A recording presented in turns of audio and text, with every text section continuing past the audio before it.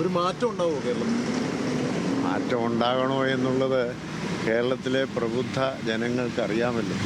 അവർ ഈ കാര്യങ്ങൾ കേന്ദ്രത്തിലെയും കേരളത്തിലെയൊക്കെ ഭരണമൊക്കെ കണ്ടുകൊണ്ടിരിക്കുന്നവരല്ലേ. അവർക്കതിനെക്കുറിച്ച് നല്ല ബോധ്യമുണ്ടായി അവർ ആത്മാർത്ഥമായി സഹകരിക്കുമെന്നാണ് എൻ്റെ വിചാരം.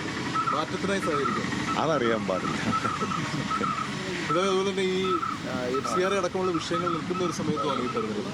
അതെ, ഈ സഭകളുടെയൊക്കെയുള്ള ഒരു പ്രതിഷേധം, ഈ ഒരു ആശങ്കയും പ്രതിഷേധവും ഒക്കെ ഈ മഷിയിലൂടെ രേഖപ്പെടുത്തും.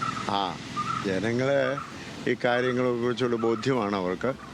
അത് നേതാക്കന്മാർക്ക് മാത്രമല്ല, ജനങ്ങൾക്കെല്ലാം അറിയാം.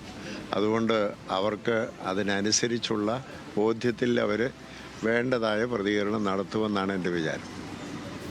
ആറന്മുളയിൽ സഭാമക്കളാണ് രണ്ടുപേര് പ്രധാനപ്പെട്ട സ്ഥാനാർത്ഥികൾ. ആര് ജയിച്ചു വന്നാലും എനിക്ക് സന്തോഷം. നിലവിലുള്ള ഈ സർക്കാരിന്റെ അവകാശവാദം സർക്കാർ തുടരുമെന്നുള്ളതാണ്, മറ്റേ ഭാഗം പറയുന്ന അവർ വരുമെന്നുള്ളതാണ്. അതെ, എങ്ങനെ കാണുന്നതാണ്? ഒരു തെരഞ്ഞെടുപ്പിൽ ജനങ്ങളാണ് രാജാക്കന്മാർ. ഇന്ന് സ്ഥാനാർത്ഥികളെല്ലാം നമ്മുടെ അടിമകളാണ്.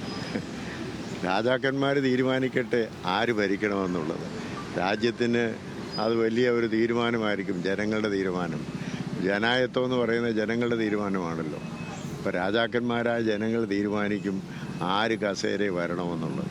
അത് നമുക്ക് 4-ാം തീയതി കാണാം. അതാ ഞാൻ പറഞ്ഞത്, ജനത്തിനറിയാം എങ്ങനെ പ്രതിഫലിപ്പിക്കണം ഇല്ലയോ എന്നുള്ളത്. ആ ജനം അത് ചെയ്യും. Thank you.